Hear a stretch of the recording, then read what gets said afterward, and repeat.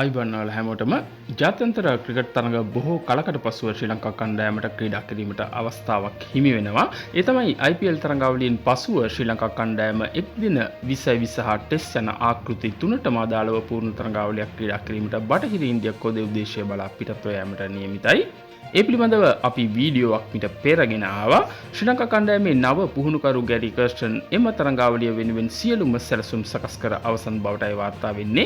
ඒ අතරම ප්‍රමෝද්‍ය වික්‍රමසිංහ පුවත්පත් මාධ්‍ය සාකච්ඡාවකදී ශ්‍රී ලංකා කණ්ඩායමේ එම තරඟ සංයුතියට අදාළව අදහස් පළ කර තිබෙනවා.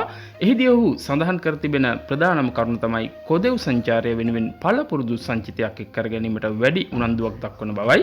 ඒ වගේම ගැරි කර්ස්ටන් එක් දින හා 20 යන තරඟ රටා දෙකට අදාළව එක් නායකයෙකු උපත් කිරීමට පියවර ගන්නා බවටද සඳහන් කර තිබෙනවා.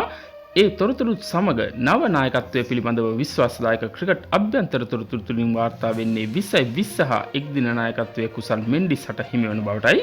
පසුගිය දිනයන්හි පැවති පාකිස්තානු ප්‍රීමියර් ලීග් තරඟාවලිය පුරා ඉතා ඉහළ දස්කම් දැක්වූ කුසල් මෙන්ඩිස් ශ්‍රී ලංකා එක් දින හා 20 කණ්ඩායමේ නව නායකයා ලෙසට නම් කිරීම ඉදිරි සතිය තුළ සිදු කරනු නැති බවටයි වැඩිදුරටත් සඳහන් වෙන්නේ.